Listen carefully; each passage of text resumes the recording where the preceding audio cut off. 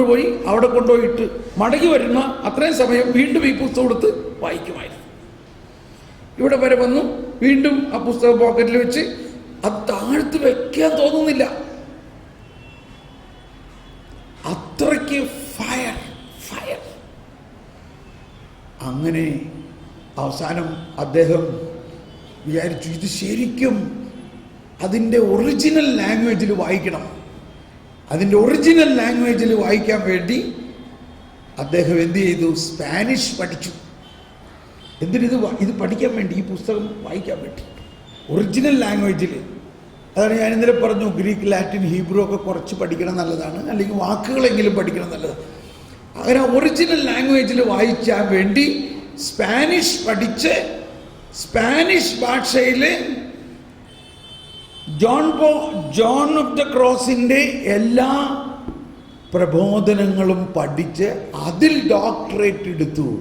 അതാണ് John Paul രണ്ടാമൻ്റെ ഹൃദയം മുഴുവനും ഈ ജ്വലിക്കുന്ന ആ ഒരു അനുഭവമാണ്. അത് അദ്ദേഹത്തിൻ്റെ എല്ലാ എഴുത്തുകളിലും ഇത് മനസ്സിലാക്കാൻ പറ്റും. ജോൺ ഓഫ് ദ ക്രോസിനെ അറിയാവുന്ന ആൾക്ക് ഉടനെ മനസ്സിലാക്കാം ഇത് അതാണ് എന്ന്. അപ്പോൾ ഇത്രയും ഞാൻ പറഞ്ഞത്, ഇരുണ്ട രാത്രി, അന്ധകാരം എന്നെല്ലാം പറയുമ്പോൾ ഉടനെ പോയിട്ട് പിശാചിന് ക്രെഡിറ്റ് കൊടുക്കേണ്ട ആവശ്യമില്ല. ഈശോ പറഞ്ഞു, നീ പ്രാർത്ഥിക്കുമ്പോൾ നിന്റെ മുറിയിൽ കടന്ന് കതക് അടയ്ക്കുക. അപ്പോൾ കതക് അടച്ചു കഴിഞ്ഞാൽ എന്താ കാണാം? അവിടെ കതക് അടച്ചു കഴിഞ്ഞാൽ എന്ത് കാണും? ഇരുട്ട് കാണും. അപ്പൊ നമ്മുടെ ഹൃദയത്തിൻ്റെ ഉള്ളിൽ ഒരു ഇരുട്ടാണ് വാസ്തവത്തിൽ നല്ല അനുഭവം എന്ന് പറഞ്ഞാൽ. നമ്മുടെ ഹൃദയത്തിൽ ഈശോ ഉണ്ടോ? ഈശോ നമ്മുടെ ഉള്ളിൽ ഉള്ളത് ഈ കാണുന്ന ചിത്രം പോലെയാണോ? നമ്മുടെ ഉള്ളിൽ ചിത്രമാണോ? ഇല്ല, നമ്മുടെ ഉള്ളിൽ ആത്മാവാണ്. ഈ ചിത്രം ആത്മാവാകുമ്പോൾ പലതും കാണാൻ പറ്റുമോ? ആത്മാവ് എന്ന് പറഞ്ഞാൽ അരൂപിയാണ്, അദൃശ്യമാണ്.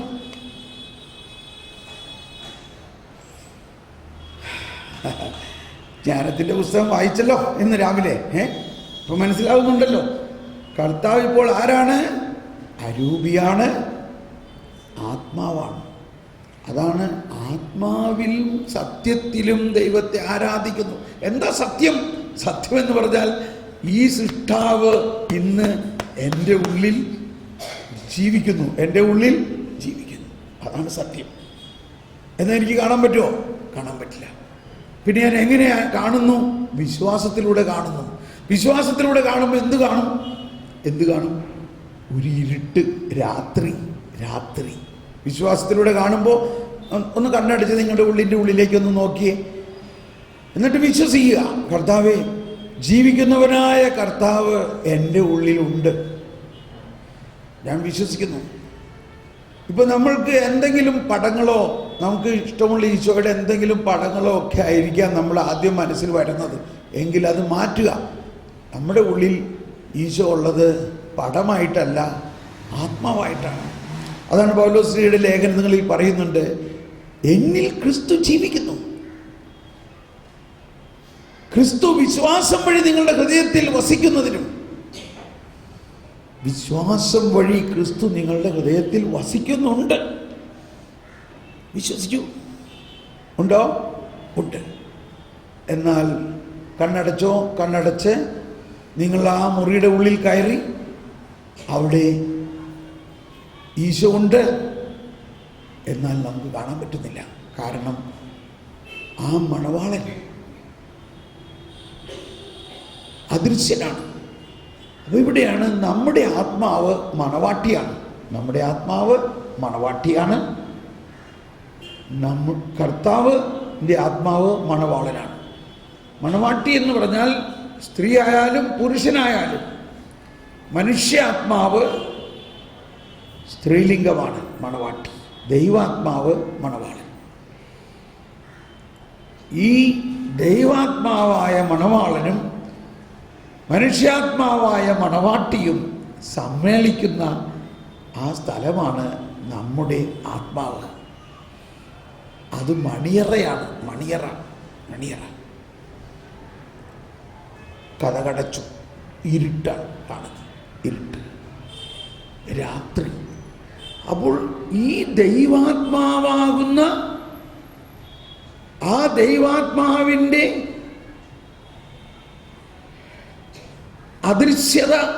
അദൃശ്യമായ എന്താ വിശ്വാസം എന്ന് പറഞ്ഞാൽ കാണപ്പെടാത്തത് ഉണ്ട് എന്ന ബോധ്യമാണ് വിശ്വാസം. നമ്മുടെ ആത്മാവിൽ കാണപ്പെടാത്തവനായ ദൈവമുണ്ട്. അതാണ് രാത്രി. ആ രാത്രി അതായത് ആ രാത്രി എന്ന് പറയുന്നതിൻ്റെ ഫസ്റ്റ് പാർട്ട് ദൈവത്തിൻ്റെ സാന്നിധ്യം എന്നർത്ഥം. ദൈവത്തിൻ്റെ സാന്നിധ്യം അത് കൈവച്ച് കാണിച്ച് ശരിക്കും ഉറങ്ങാൻ പറ്റിയ കാര്യം പറയണത്. അത് ശരിക്കും അകത്ത് കിടന്ന് കതക് അടച്ചു കഴിഞ്ഞാൽ പിന്നെ ഇനി എന്താ വേണ്ടേ? ഉറങ്ങാം, സാരമില്ല. അപ്പോൾ ആ രാത്രി നമ്മുടെ ആത്മാവിൻ്റെ രാത്രിയിലേക്ക്, അതായത് നമ്മുടെ ആത്മാവിന് ഒരു രാത്രിയുണ്ട്. അതായത് നമ്മുടെ ആത്മാവിൽ ഒന്നുമില്ലാത്ത അവസ്ഥ.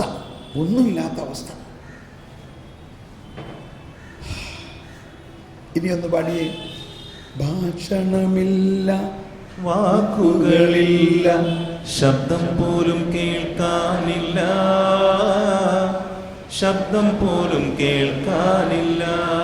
ഇല്ല. അതിനു മുമ്പ് പകലിനോടവിരാമം സംസാരിക്കുന്നു, രാത്രിക്ക് വിജ്ഞാനം പകരുന്നു. രാത്രിക്ക് അതായത് ദൈവാത്മാവാകുന്ന ആ ഇരുണ്ട രാത്രി നമ്മുടെ ആത്മാവിൻ്റെ രാത്രിയിലേക്ക് വിജ്ഞാനം പകരുന്നു. ഇതാണ് കോണ്ടംപ്ലേഷൻ. അവിടെ ഒരു പ്രാർത്ഥന ഇല്ല. പിന്നെ അവിടെ പ്രാർത്ഥന എന്ന് പറയുന്നത് ഭാഷണമില്ല, വാക്കുകളില്ല, ശബ്ദം പോലും കേൾക്കാനില്ല. അതാണ് പ്രാർത്ഥന. പോലും കേൾക്കാനില്ല. അതാണ് അവിടുത്തെ പ്രാർത്ഥന. അതെന്ത് പ്രാർത്ഥനയാ? നമ്മൾ ഇന്നേവരെ ചിന്തിച്ചേക്കണ പ്രാർത്ഥനകൾ കരിസ്മാറ്റിക്കാരാണ് ഈ പ്രത്യേകിച്ചും കുറേ ശബ്ദത്തിൽ പ്രാർത്ഥിക്കുന്നതാണ്. പക്ഷെ ഇവിടെ വിശ്വാസം, ആ വിശ്വാസത്തിലൂടെ ഉണ്ടാകുന്ന ലയനമാണ്. ഇത് നിങ്ങൾ തെറ്റിദ്ധരിക്കരുത്. അമ്മ ത്രേസ്യയും യോഹന്നാൻ ക്രൂസ് എല്ലാം പറഞ്ഞിരിക്കുന്നത് ഈ ലയനത്തിന് ഒരു സംയോഗം എന്ന് പറയുന്നത്. എന്ന് പറഞ്ഞാൽ ഒരു ആത്മീയമായ സംയോഗം, അതായത് ഒരു സ്പിരിച്വൽ ഇൻ്റർകോഴ്സ് എന്ന് പറയുന്നത്. ഈ വാക്ക് തന്നെ അവിടെ ഉപയോഗിച്ചിട്ടുണ്ട്, സ്പിരിച്വൽ ഇൻ്റർകോഴ്സ്. അതായത് മണവാളനും മണവാട്ടിയും, മണവാളൻ മണവാട്ടിയുടെ ഉള്ളിലേക്ക് തുളച്ച് കയറുന്ന ഒരു അനുഭവമാണ്. അപ്പോൾ വിവാഹിതരായവർക്കത് പ്രത്യേകം അറിയാം. ആ വിവാഹരാത്രി അല്ലെങ്കിൽ അവർ ഭാര്യയും ഭർത്താവും ഒരുമിച്ചായിരിക്കുന്ന അവസ്ഥയിൽ കതകടച്ചു രാത്രി. അവിടെ ഇനി അവർ ആ പ്രേമത്തിൽ, അതാണ് ഒരു റൊമാൻറ്റിക് എക്സ്പീരിയൻസാണ്. ഇത് ബൈബിളിൻ്റെ മുഴുവനും ആന്തരികമായ ഒരു കാര്യമാണ്, ഒരു റൊമാൻറ്റിക് എക്സ്പീരിയൻസ്. സാധാരണ നമ്മൾ അങ്ങനെയൊന്നും ചിന്തിക്കാറില്ല. റൊമാൻറ്റിസം എന്ന് പറഞ്ഞാൽ ഏതാണ്ട് ഒന്നിനും ദൈവത്തിന് ഇഷ്ടമില്ലാത്തൊരു കാര്യം എന്നുള്ള മാതിരിയാണ് ചിന്തിക്കാറ്. അങ്ങനെയല്ല. അതുകൊണ്ടാണ് സങ്കീർത്തനത്തിലും ഈ സോങ് ഓഫ് സോങ്സ്, എന്താ അതിന് പറയണേ, ഉത്തമഗീതമെല്ലാം ഒരു റൊമാൻറ്റിക് എക്സ്പീരിയൻസാണ്. ആ റൊമാൻറ്റിക് എക്സ്പീരിയൻസ് എന്ന് പറയുന്നത് ശരിക്കും വാസ്തവമാണ്. ഒരു ഭയങ്കര പ്രേമ അനുഭവമാണ് കർത്താവും നമ്മുടെ ആത്മാവുമായിട്ട്. കർത്താവ് മണവാളൻ, നമ്മുടെ ആത്മാവ് മണവാട്ടി. എന്നാൽ അപ്പോൾ ആ റൊമാൻറ്റിക് എക്സ്പീരിയൻസിൻ്റെ മൂർധന്യത്തിൽ വരുമ്പോൾ പിന്നെ അവിടെ സംസാരമുണ്ടോ? പിന്നെ അവിടെ പ്രേമം, ലയനമാണ്, അവിടെ സംയോഗമാണ് അവിടെ നടക്കുന്നത്. ഇനി പാടൂ. രാത്രിക്ക്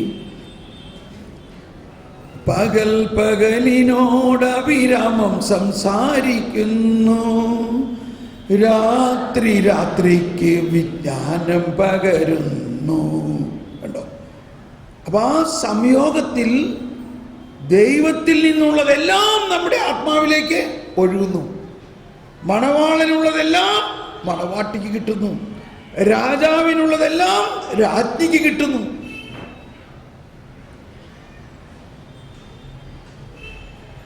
നമ്മളൊരു ലിസ്റ്റ് വല്ലതുണ്ടാക്കി അവിടെ കൊണ്ടുചെല്ലാൻ പറ്റുമോ ആ നേരത്ത്? ഇപ്പോൾ ഭർത്താവും ഭാര്യയും ആ രാത്രിയിൽ വലിയ അനുഭവത്തിലേക്ക് വരുമ്പോൾ ഭാര്യ എനിക്ക് ആ കാര്യം ചെയ്തു തരണമെന്നൊക്കെ പറഞ്ഞാൽ ഭർത്താവ് എന്ത് പറയും? നീ ഇപ്പം അതൊക്കെ മിണ്ടാതിരിക്കും, ഇപ്പം അത് സംസാരിക്കേണ്ട സമയമല്ല എന്ന് പറഞ്ഞാൽ ദൈവം തനിക്കുള്ളതെല്ലാം നമുക്ക് തരുമ്പോൾ പിന്നെ നമ്മൾക്ക് വല്ല ലിസ്റ്റ് കൊണ്ടുപോകേണ്ട ആവശ്യമുണ്ടോ? മണവാളന് മണവാട്ടിയുടെ ആവശ്യങ്ങൾ അറിയോ ഇല്ലയോ? അറിയോ? ദൈവമായ മണവാളന് തന്റെ സൃഷ്ടിയായ മണവാട്ടിക്ക് എന്ത് വേണമെന്ന് അറിയുമോ ഇല്ലയോ? അതാണ് ഈശോ പറഞ്ഞത്, നീ മുറിയിൽ കടന്ന് കതകടച്ച് രഹസ്യത്തിൽ നിന്റെ പിതാവിനോട് പ്രാർത്ഥിക്കുക. നിന്റെ പിതാവിനറിയാം. എന്തറിയാം? നീ പ്രാർത്ഥിക്കുന്നതിന് മുൻപ് നിനക്കെന്താണ് ആവശ്യമെന്ന് നിന്റെ പിതാവിന് അറിയാം. ഇച്ചിരി വിശദമായി പോണോണ്ട് കുഴപ്പമില്ലല്ലോ, നമുക്ക് സമയമുണ്ട്. ഇതൊന്നും വിശദമായിട്ട് തന്നെ മനസ്സിലാക്കേണ്ട കാര്യമാണ്. പെട്ടെന്ന് വേറൊരു ഫിഗറേറ്റീവ് ലാംഗ്വേജിലേക്ക് പോവുകയാണ്. നമ്മുടെ പ്രാർത്ഥനകൾ ഇപ്പം ഇന്നലെ നമ്മൾ പഠിച്ചു, നമുക്ക് എന്ത് വിധം പ്രാർത്ഥിക്കണമെന്ന് അറിഞ്ഞുകൂടാ. ആ അവസ്ഥയിൽ ആത്മാവ് തന്നെ നമ്മളെ സഹായിക്കുന്നു. ആത്മാവ് നമുക്ക് വേണ്ടി പ്രാർത്ഥിക്കുന്നു. ഇത് നമ്മൾ സാധാരണ ഉപയോഗിക്കാറുണ്ടോ? നമ്മളെപ്പോഴും നമ്മൾ പ്രാർത്ഥിക്കുന്നു. അവിടെ എന്ത് നമ്മൾ പഠിച്ചു? പരിശുദ്ധാത്മാവ് നമുക്ക് വേണ്ടി പ്രാർത്ഥിക്കുന്നു. അതൊരു വശമാണെങ്കിൽ മറ്റൊരു വശം ഇവിടെ എന്താ പറയുന്നത്? ഇപ്പോൾ അതിന് ഉദാഹരണം ഇങ്ങനെയാണ്. ഇപ്പം നമ്മുടെ വീട്ടിൽ അമ്മമാരാണ് അധികം പേരും. നമ്മൾ നല്ല മീൻകറിയൊക്കെ ഉണ്ടാക്കി, പക്ഷേ നമുക്ക് ഏറ്റവും ഇഷ്ടമുള്ള മീൻകറി നല്ല ചുമന്ന നല്ല മുളക് ചാറായിട്ടുള്ള മീൻകറിയാണ്. അപ്പോൾ ചിലവർ പറയും എനിക്ക് അതൊരിച്ചിരി കിട്ടിയാൽ എനിക്ക് ഇഷ്ടം പോലെ ചോറുണ്ടാം. അപ്പോൾ അതുകൊണ്ട് അമ്മ അപ്പനും ഇഷ്ടമുള്ള നല്ല എരിവുള്ള മീൻകറി ഉണ്ടാക്കി. അത് കഴിഞ്ഞപ്പോൾ അമ്മയ്ക്ക് തോന്നി, അയ്യോ അപ്പോൾ പിള്ളേരെന്ത് കഴിക്കും? അപ്പം മകൾക്ക് എന്ത് കൊടുക്കണം? അവൾക്കിത് കൊടുത്താൽ അവർക്ക് എരിഞ്ഞ് കത്തും, അവൾ ദഹനക്കേടുണ്ടാകാം, അസുഖം ഉണ്ടാകാം. അതുകൊണ്ട് അമ്മ എന്ത് ചെയ്തു? അവൾക്ക് വേണ്ടി വേറെ ഒരു മീൻകറി ഉണ്ടാക്കി. ഒട്ടും എരിവില്ലാണ്ട് ചിരി അവൾക്ക് ഇഷ്ടമുള്ള മാതിരി, അല്ലെങ്കിൽ അവൾക്ക് എന്തായിരിക്കാം നല്ലത് അത് അമ്മയ്ക്കറിയാം. അമ്മ അവൾക്ക് വേണ്ടി നല്ല വേറൊരു പ്രിപ്പറേഷൻ ഉണ്ടാക്കി. എന്തെല്ലാം ആക്ടിവിറ്റിയായി, ഇപ്പോൾ പാരലൽ ആക്ടിവിറ്റിയായി. 2 പ്രാവശ്യം അമ്മ കുക്ക് ചെയ്തു. എന്തിനു വേണ്ടിയാ? എൻ്റെ മകൾക്ക് ഇത് കൊടുക്കണം. നമ്മൾ കഴിക്കണത് കൊടുത്താൽ ശരിയാവില്ല. അവൾക്ക് വേണ്ടി മാത്രമാണത് ഉണ്ടാക്കിയത്. വലിയ സന്തോഷത്തോടെ ഊണ് മേശയിൽ ഇതെല്ലാം വിളമ്പി വെച്ചിട്ട് മോളെ നിനക്ക് വേണ്ടി മാത്രം ഉണ്ടാക്കിയിരിക്കുന്നതാണിത്.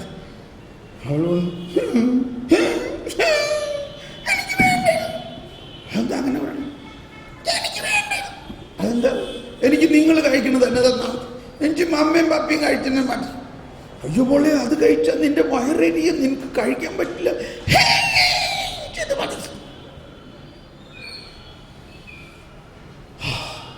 ഇതെന്ത് ചെയ്യും മോളെ? അത് കഴിച്ചാൽ കൊള്ളില്ല, അത് നിനക്ക് ദൂഷ്യമായിരിക്കും, എനിക്കിത് മതി. ഇങ്ങനെ 9 പ്രാവശ്യം കരയണതിനെയാണ് നൊവേന എന്ന് പറയുന്നത്.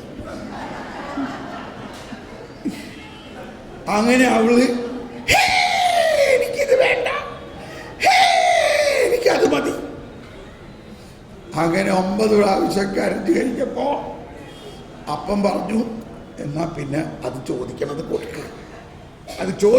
കൊടുക്കുക, കാര്യം അവസാനിക്കട്ടെ. അങ്ങനെ അത് ചോദിക്കണത് കൊടുത്തു, സമാധാനമായി. പക്ഷെ എന്താ കാര്യം? അവൾക്ക് വേണ്ടി പ്രത്യേകം ഉണ്ടാക്കിയത് അവിടെ തന്നെ ഇരിക്കുകയാണ്. ഇതും ജോൺ ഓഫ് ദ ക്രോസിൻ്റെ കർമ്മല മലകയറ്റത്തിൽ എഴുതിയിരിക്കുന്ന ഒരു കാര്യമാണ്. മീൻകറി മാത്രം ഞാനൊന്ന് കോണ്ടസ്റ്റലൈസ് ചെയ്തെന്നുള്ളൂ. ജോൺ ഓഫ് ദ ക്രോസ് പറയുന്നത് മിക്കവാറും ആളുകളുടെ പ്രാർത്ഥനകളെല്ലാം അവരുടെ ഈ ബുദ്ധിയിൽ രൂപം കൊള്ളുന്ന ആഗ്രഹങ്ങളാണ് പ്രാർത്ഥിക്കുന്നത്.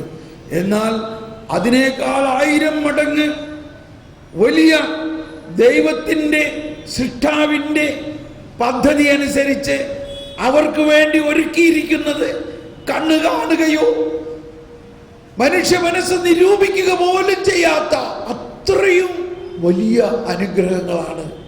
പക്ഷേ അത് അവർക്ക് നഷ്ടപ്പെടുന്നു, അല്ലെങ്കിൽ അത് അവിടെ തന്നെ ഇരിക്കുകയാണ്. എന്തുകൊണ്ട്? നമ്മുടെ ബുദ്ധിയിൽ രൂപം കൊണ്ട ഒരാശയത്തിന് വേണ്ടി നമ്മൾ നിർബന്ധമായിട്ട് പ്രാർത്ഥിക്കുമ്പോൾ കർത്താവ് തരുന്നു. എന്തിനു തരുന്നു? കരച്ചിൽ നിൽക്കാൻ വേണ്ടി.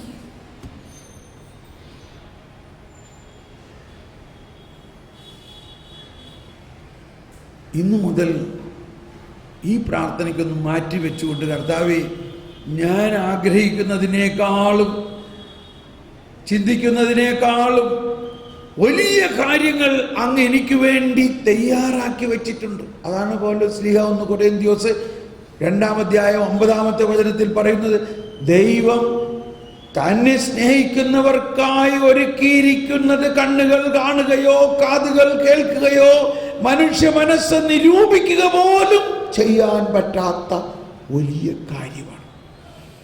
സ്നേഹമുള്ളവരെ, നമ്മൾ എവിടെയാണെന്ന് ഇപ്പോൾ മനസ്സിലാവുന്നുണ്ടോ?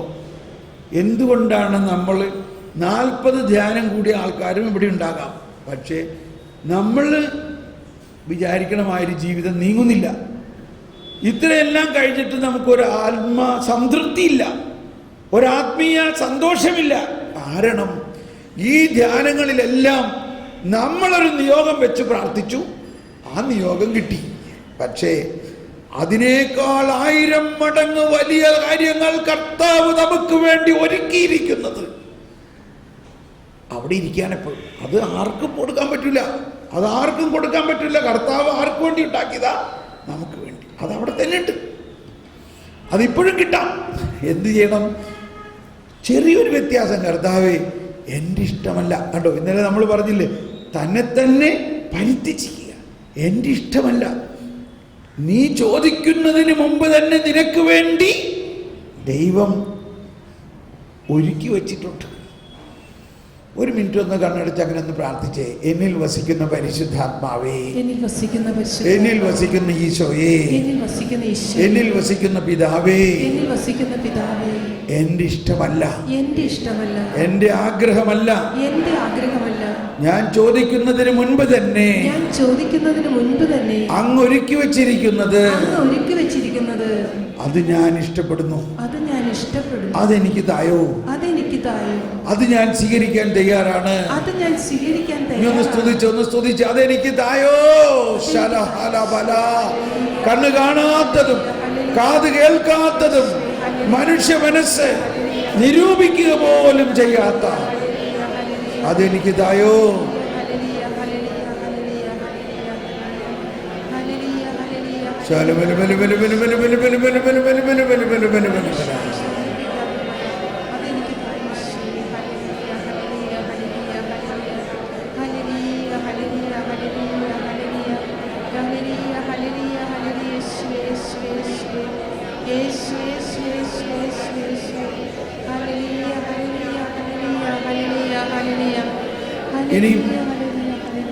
ഇനി ആ പ്രാർത്ഥന തന്നെ മൗനമായിട്ട് ഉള്ളിൻ്റെ ഉള്ളിൽ കടന്ന് മൗനമായിട്ട് ഈശോയും പരിശുദ്ധാത്മാവും പിതാവും നമ്മുടെ ഉള്ളിലുണ്ട്.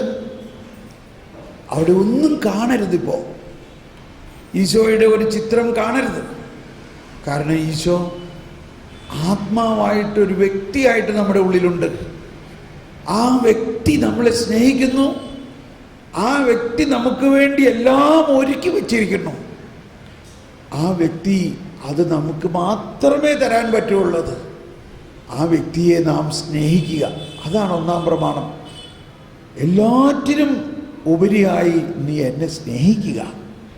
നീ എന്തിനെ സ്നേഹിക്കുന്നുവോ അതുമായിട്ട് നീ ഒന്നാകും. You become one with what you love. നീ സ്നേഹിക്കുക. ഞാൻ അങ്ങയെ സ്നേഹിക്കുന്നു. അങ്ങ് എനിക്ക് വേണ്ടി ഞാനൊന്നും ചോദിക്കുന്നില്ല. എനിക്ക് അങ്ങ് മതി, അങ്ങ് തന്നെ മതി എനിക്ക്. അങ്ങ് എനിക്ക് വേണ്ടി ഒരുക്കി വച്ചിരിക്കുന്നതെല്ലാം എൻ്റെ ചിന്തയ്ക്ക് ഉപരിയാണ്. ഭാഷണമില്ല, വാക്കുകളില്ല, സോഫ്റ്റ്ലി, ശബ്ദം പോലും കേൾക്കാനില്ല, ശബ്ദം പോലും കേൾക്കാനില്ല. എന്നിട്ടും അവയുടെ സ്വരം ഭൂമിയിലെങ്ങും വ്യാപിക്കുന്നു. അവയുടെ വാക്കുകൾ ലോകത്തിൻ്റെ അതിർത്തിയോളമെത്തുന്നു. സ്റ്റോപ്പ്. Praise the Lord. എന്തു പറയണം? ഇതാണ് ഈ സങ്കീർത്തനത്തിൻ്റെ മറ്റൊരു ആഴമായ അർത്ഥം. അതായത് ദൈവം സൃഷ്ടിച്ചിരിക്കുന്ന, ദൈവത്തിൻ്റെ സൃഷ്ടിയിൽ ഏറ്റവും മഹത്വം ഏറിയതും സകലതും അവന് വേണ്ടിയാണ് സൃഷ്ടിച്ചത്. അത് മനുഷ്യനാണ്. ആ മനുഷ്യനിൽ മാത്രമാണ് ഇതുപോലെ ദൈവം വസിക്കുന്നത്. സകല ജീവജാലങ്ങളിലും ദൈവിക ജീവനുണ്ട്. പക്ഷേ ദൈവം ഒരു വ്യക്തിയായി നമ്മുടെ ആത്മാവിൽ മാത്രമേ വസിക്കുന്നുള്ളൂ. ഏതുപോലെ? മണവാളനും മണവാട്ടിയും എന്ന പോലെ. അപ്പോൾ അതാണ് ഇതിൻ്റെ കോണ്ടംപ്ലേഷൻ എന്ന് പറയും നമ്മൾ. ആ കോണ്ടംപ്ലേഷനാണ് ദൈവം നമുക്ക് തരുന്ന. അപ്പോൾ നമ്മൾ ചെറുപ്പത്തിലൊക്കെ പഠിച്ചിട്ടുണ്ട്. ഇപ്പോൾ ടെലിവിഷനിലൊക്കെ കാണാം, കുഞ്ഞുങ്ങളെ നിങ്ങൾ ഉള്ളിൽ ഈശോയുടെ ഒരു പടം കാണും. അത് മെഡിറ്റേഷനാണ്. ഇപ്പോൾ നമ്മൾ കുരിശിൻ്റെ വഴി പടം വെച്ചിട്ടുണ്ട്. ആ കുരിശിൻ്റെ വഴിയിലെ ഓരോ സ്റ്റേഷനുകളും നമ്മൾ മനസ്സിൽ വിചിന്തനം ചെയ്യുന്നു, മനനം ചെയ്യുന്നു. ഒന്ന് കൈവീശി കാണിച്ചേ. അപ്പം അങ്ങനെ നമ്മുടെ ഉള്ളിൻ്റെ ഉള്ളിൽ ഒരു പടം, അതൊരു മെഡിറ്റേഷനാണ്. പടം എന്ന് പറഞ്ഞാൽ ആ സംഭവത്തിനെ കുറിച്ചുള്ള ഓർമ്മയാണത്. ആ സംഭവം നടന്നു, എന്നാൽ അതൊരിക്കലും മായാത്ത എന്നേക്കുമായിട്ടൊരു സംഭവമാണത്. അതുപോലെ തന്നെ കൊന്ത ചെല്ലുമ്പോൾ ആ കൊന്തയിലെ ഓരോ ദിവ്യരഹസ്യങ്ങളാണ്. ഗബ്രിയേൽ മാലാഖ ദൈവകൽപ്പനയാൽ മാതാവിനോട് മംഗളവാർത്ത അറിയിച്ചു. എന്തോ ഒരു വലിയ ദിവ്യരഹസ്യമാണ്. സ്വർഗത്തിൽ നിന്ന് മാലാഖ ഇറങ്ങി വന്ന് ഈ പെൺകുട്ടിയുടെ അടുത്ത് ചെന്നിട്ട് അവളോട് പറയുകയാണ്, നീ ഗർഭിണിയാകാൻ പോവുകയാണ്. എന്താ എൻ്റെ ദിവ്യരഹസ്യം? അവളൊരു കുമാരിയാണ്, അവളൊരു കന്യകയാണ്, അവളൊരു പുരുഷനുമായിട്ട് ബന്ധത്തിൽ വന്നിട്ടില്ല. ആ പുരുഷനുമായിട്ട് ബന്ധമില്ലാതെ നീ ഗർഭിണിയാകും. പുരുഷൻ കൂടാതെ ഞാൻ ഗർഭിണിയാകും? അതെ, അത്യുന്നതനായ ദൈവത്തിൻ്റെ ശക്തി, പരിശുദ്ധാത്മാവ് നിൻ്റെ മേൽ ആവസിക്കും. ഇപ്പം നമ്മൾ ബയോളജിക്കലായിട്ടും ഗൈനക്കോളജിക്കലായിട്ടൊക്കെ ഒന്ന് ചിന്തിക്കും. ഒരു സ്പേം, ബീജമില്ലാതെ എഗ്ഗ് മാത്രം കൊണ്ട് ഫെർട്ടിലൈസേഷൻ ഉണ്ടാവും? ഇതാണ് ധ്യാനിക്കുന്നത്, ചിന്തിക്കുന്നത്. എന്നാൽ അതുണ്ടായി. അവളത് വിശ്വസിച്ചു. കാരണം ദൈവത്തിനൊന്നും അസാധ്യമല്ല. ദൈവത്തിന്. അപ്പോൾ അവിടെ നമ്മൾ മെഡിറ്റേഷനാണത്, മെഡിറ്റേഷൻ. അങ്ങനെ റോസറി എന്ന് പറയുന്നത് ചുമ്മാ ഇങ്ങനെ ഒരു ആവർത്തന പ്രാർത്ഥനയായിട്ട് പ്രാർത്ഥിക്കുകയാണെങ്കിൽ അതിന് ശക്തിയില്ല എന്നാണ് പോപ്പ് തന്നെ അതിനെക്കുറിച്ചുള്ള ചാക്രിയ ലേഖനത്തിൽ പറഞ്ഞിരിക്കുന്നത്. അത് ഒരു മെഡിറ്റേറ്റീവ് ക്രിസ്റ്റോസെൻട്രിക് പ്രെയറാണ്. അതിലെ പ്രധാന വ്യക്തി യേശുക്രിസ്തുവാണ്. യേശുക്രിസ്തുവിനോടൊപ്പം ഈ ഓരോ ദിവ്യരഹസ്യങ്ങളിലും കോൺസ്റ്റന്റ് ആയിട്ടുണ്ടായിരുന്ന മറ്റൊരു വ്യക്തി ആരാണ്? മാതാവാണ്. ആ മാതാവിനോട് യേശുവിനോടും ചേർന്നുകൊണ്ട് ആ ത്രിത്വിക ദൈവത്തിൻ്റെ അത്ഭുത ആവിഷ്കരണങ്ങളാണ് ഈ ദിവ്യരഹസ്യങ്ങളിൽ ഉടനീളം. അപ്പം അതിനെ മനനം ചെയ്തിട്ട് വേണം നമ്മൾ അങ്ങനെ കൊന്ത ചെല്ലാൻ. അങ്ങനെ കൊന്ത ചെല്ലുമ്പോൾ അതൊരു അനുഭവമായിരിക്കും. അല്ലെങ്കിൽ പിള്ളേരെ കുരിശ് സമയമായിടാ, വാടാ കുരിശ് വരയ്ക്കടാ, കുരിശ് വരച്ചു. കർത്താവിൻ്റെ മാലാഖ എന്ത് ചെയ്തു എന്നാ പറയണേ? കർത്താവിൻ്റെ മാലാഖ പരിശുദ്ധ മറിയത്തോട് വചിച്ചു. കണ്ടോ? വചിച്ചു. വചിച്ചു എന്ന് പറഞ്ഞാൽ ആ വചനം കൊണ്ട് അവൾ ഗർഭിണിയായി.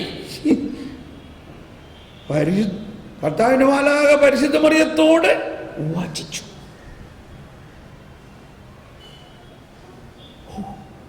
മറിയം പരിശുദ്ധാത്മാവിലൂടെ, ഇതാ കർത്താവിൻ്റെ ദാസി, നിന്റെ വചനം എന്നിൽ സംഭവിക്കട്ടെ. ആ വചിച്ചത്, ആ വചനമാണ് അവളെ ഗർഭിണിയാക്കിയത്. ആ വചനമാണ് അവിടെ ബീജം. പരിശുദ്ധാത്മാവ് വചനവും കൂടി ചേർന്നപ്പോൾ ഈശോ ആയി അവളുടെ ഗർഭത്തിൽ. ഇത്രയും വലിയ രഹസ്യങ്ങളാണെങ്കിലും നമ്മുടെ പ്രാർത്ഥനയിൽ വേഗം അടുത്ത സീരിയൽ കാണാൻ സമയമായി, അല്ലെങ്കിൽ എങ്ങനെയെങ്കിലും ഈ കടത്ത് കഴിച്ച് ഈ ഒരു ചടങ്ങ് അവസാനിപ്പിക്കണം, എങ്ങനെ പ്രാർത്ഥിച്ചു പോവുകയാണ് നമ്മൾ. ക്ഷമിക്കണം കേട്ടോ, ഞാനിങ്ങനെ പറഞ്ഞത് നിങ്ങളെ ആരെയും വിഷമിപ്പിക്കാൻ വേണ്ടിയല്ല. നവീകരണം എന്ന് പറഞ്ഞാൽ പുതിയതായിട്ട് ഒന്നും കൊണ്ടുവരണ്ട. ഈ പഴയതിനെ ഒന്ന് പൊടി മാറ്റിയെല്ലാം ശരിക്കും മനസ്സിലാക്കിയാൽ മതി. നമ്മൾ കുറേ നാളായിട്ടൊരു സാധനം അന്വേഷിച്ചിട്ട് കാണാനില്ല. അങ്ങനെ ഇരിക്കും, ഒരു ദിവസം വീടടിച്ച് വാരിയപ്പോൾ അയ്യോ ആ കട്ടിലിന് താഴെ അത് കിടക്കണം. എപ്പോഴാണ് കിട്ടിയത്? അത് നവീകരിച്ചപ്പോഴല്ലേ കിട്ടിയത് എന്ന പോലെയാണ്. എല്ലാം അവിടെ തന്നെ ഉണ്ട്. നമ്മൾ അതിനെ തുറക്കണം, അതിനെ വികസിപ്പിക്കണം, മനസ്സിലാക്കണം. അതാണ് നവീകരണം. ഭയങ്കര വിശദമായി പോകാൻ ഞാൻ 19-ാം സങ്കീർത്തനം പറയാനാണ് വന്നത്. ഇപ്പം എവിടേക്ക് പോയി നോക്കി, കർത്താവിൻ്റെ മാലാഖയിലേക്കും അവിടേക്കും ഇവിടേക്കൊക്കെ പോയി. പക്ഷേ പ്രയാസമില്ലല്ലോ. അപ്പോൾ വീണ്ടും തിരിച്ചു വരാം. പ്രധാനമായിട്ട് കോൺടെംപ്ലേഷനും മെഡിറ്റേഷനും തമ്മിലുള്ള വ്യത്യാസമാണ് ഞാനീ പറഞ്ഞത്. രണ്ട് വലിയ സ്കൂൾ ഓഫ് പ്രേയേഴ്സാണ് അത്. രണ്ടും വളരെ വ്യത്യസ്തമായ പ്രാർത്ഥനകളാണ്. രണ്ടിനും അതിൻ്റേതായ ഗുണങ്ങളുണ്ട്. അപ്പോൾ മെഡിറ്റേഷൻ പ്രേയറിനെ കുറിച്ച് ഇപ്പോൾ നമ്മൾ മനസ്സിലാക്കി. അത് മെഡിറ്റേറ്റ് ചെയ്യുമ്പോൾ അത് നടന്ന സംഭവം കഴിഞ്ഞിട്ടില്ല എന്ന് മനസ്സിലാക്കണം. അത് എറ്റേണലാണത്. ഈശോയിലൂടെ നടന്ന എല്ലാം once it happen and it entered into eternity. Eesho തന്നെ ഒരു എറ്റേണൽ എവൻ്റാണ്. ഈശോയുടെ വചനം നിത്യമായ വചനമാണ്. ഈശോയുടെ രക്ഷാകര രഹസ്യങ്ങൾ നിത്യമായതാണ്. ആ നിത്യതയിലേക്ക് പ്രവേശിച്ച രഹസ്യങ്ങളെയാണ് നമ്മൾ മെഡിറ്റേറ്റ് ചെയ്യുന്നതെങ്കിൽ വലിയ ശക്തിയാണ് അതിന്. എന്നാൽ അതിനേക്കാൾ വലിയ ഒരു കൃപയാണ് ആ നിത്യതയിലേക്ക് പ്രവേശിച്ച നിത്യനായ ആ മണവാളനെ നമ്മുടെ ആത്മാവിൽ അവിടെ ഒന്നായി കഴിയുമ്പോൾ ഉണ്ടാകുന്ന അവസ്ഥ. അവിടെ മെഡിറ്റേഷൻ ഇല്ല, ധ്യാനമില്ല, ചിന്തയില്ല, ലയനമാണ്. ലയനം മാത്രം, ലയനമാണ് അവിടെ. മദർ തെരേസയുടെ പ്രാർത്ഥിക്കുന്ന പടങ്ങളൊക്കെ നിങ്ങൾ കണ്ടു കാണൂല്ലേ? അത് കാണുമ്പോൾ തന്നെ നമുക്കറിയാം അവിടെ എന്ത് വലിയൊരു ലയനം നടക്കുന്നു. മദർ തെരേസയുടെയും നൊവേനയുണ്ട്. അതിൽ 2-ാമത്തെ 3-ാമത്തെ ഭാഗത്തിൽ ഇങ്ങനെ എഴുതിയിരിക്കുന്നു: ഞാൻ അങ്ങനെ ഉള്ളിൻ്റെ ഉള്ളിൽ എൻ്റെ ഈശോയുമായിട്ടങ്ങ് ലയിച്ചു കഴിയുമ്പോൾ പിന്നെ അവിടെ പ്രാർത്ഥനയില്ല എന്നാ പറയുന്നത്. പിന്നെ അവിടെ പ്രാർത്ഥനയില്ല. പിന്നെ എന്ത് സംഭവിക്കുന്നു? I am elevated. അവിടെയാണ് നമ്മളങ്ങ് പൊങ്ങിപ്പോവും. നമ്മളെ ആര് പൊക്കുന്നു? നമ്മുടെ മണവാളൻ നമ്മളെ അങ്ങ് തന്നോട് ചേർക്കുന്നു.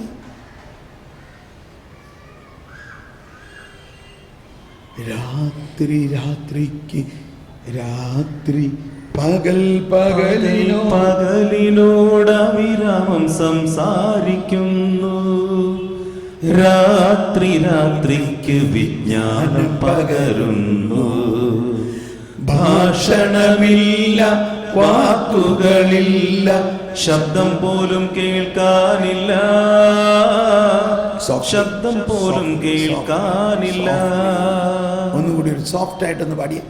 പകൽ പകലിനോട് വിരാമം സംസാരിക്കുന്നു, രാത്രി രാത്രിക്ക് വിജ്ഞാനം പകരുന്നു.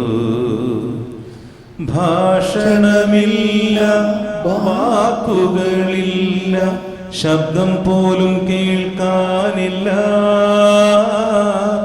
ശബ്ദം പോലും കേൾക്കാനില്ല. എന്താണ് ഇവിടെ പകരുന്ന ആ ജ്ഞാനം? അതാണ് നമ്മൾ ഇന്നലെ കേട്ടത്. നമ്മുടെ ജീവിതത്തിൻ്റെ ഉറവിടം അവിടെ നിന്നാണ്. ദൈവം അവനെ നമുക്കായി ജ്ഞാനമാക്കി. ദൈവം അവനെ നമുക്കായി ജ്ഞാനമാക്കി. നമ്മൾക്ക് ജ്ഞാനസ്നാനമാണ് സ്വീകരിച്ചിരിക്കുന്നതെങ്കിൽ ഈ ജ്ഞാനമാകുന്ന യേശു ക്രിസ്തുവിൽ നമ്മളെ അങ്ങ് മുക്കി.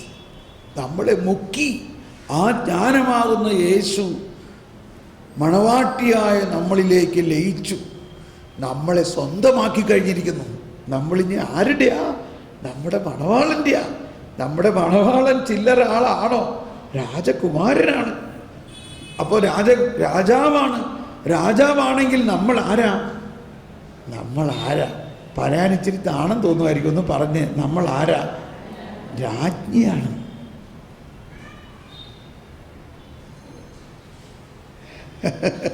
ഒന്ന് മുഖത്ത് പോയി നോക്കി എല്ലാവരും ഒന്ന്. നമ്മൾ ആരാ?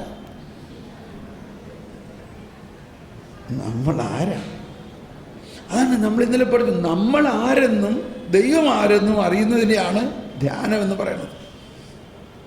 ഉദ്ദിഷ്ട കാര്യം സാധിക്കാൻ വേണ്ടിയല്ല നമ്മളിവിടെ വന്നിരിക്കുന്നത്. എന്തിനാ വന്നിരിക്കുന്നത്? നമ്മൾ ആരെന്നും ദൈവം ആരെന്നും അറിയുക. ഈശോ പറഞ്ഞ ഒരു വചനം പെട്ടെന്ന് വരികയാണ് കേട്ടോ. മത്തായി 11:11. എൻ്റെ കർത്താവേ, നിങ്ങൾ വളരെ വളർച്ചയിലുള്ള ആൾക്കാരാണെന്ന് മനസ്സിലാവുന്നുണ്ട്. ഈ വചനമൊക്കെ ധ്യാനത്തിൻ്റെ 3-ാം ദിവസം പറയേണ്ട വചനമാണ്. സത്യമായി ഞാൻ നിങ്ങളോട് പറയുന്നു. ഒന്ന് എല്ലാവരും എടുത്ത് വായിച്ച്. മത്തായി 11:11. മത്തായി 11:11. സത്യമായി ഞാൻ നിങ്ങളോട് പറയുന്നു. സ്ത്രീകളിൽ നിന്ന് ജനിച്ചവരിൽ. എല്ലാവരും ശബ്ദമുയർത്തി ഒന്ന് ഏറ്റു പറഞ്ഞേ. സത്യമായി ഞാൻ നിങ്ങളോട് പറയുന്നു, സ്ത്രീകളിൽ നിന്ന് ജനിച്ചവരിൽ സ്നാപയോഹന്നാനേക്കാൾ വലിയവനില്ല. എങ്കിലും വരട്ടെ ഒന്നുകൂടി പറഞ്ഞേ. സ്ത്രീകളിൽ നിന്ന് ജനിച്ചവരിൽ സ്നാപയോഹന്നാനേക്കാൾ വലിയവനില്ല. എങ്കിലും ധൃതി പിടിക്കല്ലേ. സ്ത്രീകളിൽ നിന്ന് ജനിച്ചവർ ആരൊക്കെയാണെന്ന് ചിന്തിക്കും. ഇവിടെ എന്താ കർത്താവ് ഉദ്ദേശിക്കുന്നത്? എല്ലാ മനുഷ്യ സ്ത്രീകളും ജനിച്ചതാണ്. അപ്പൊ പഴയ നിയമത്തിലെ പ്രവാചകന്മാരും പഴയ നിയമത്തിലെ പിതാക്കന്മാര്, പാട്രിയാർക്സ്, നോഹ, അബ്രാഹം, ഇവരൊക്കെ സ്ത്രീകളിൽ നിന്ന് ജനിച്ചതല്ലേ? മോശ, ദാവീദ്, സോളമൻ, ഏലിയ, ഇവരൊക്കെ സ്ത്രീകളിൽ നിന്ന് ജനിച്ചവരല്ലേ? എന്നാൽ അവരെക്കാൾ എല്ലാം വലിയവനാണ് ആര്? സ്നാപയോഹന്നാൻ. എന്തുകൊണ്ടാ?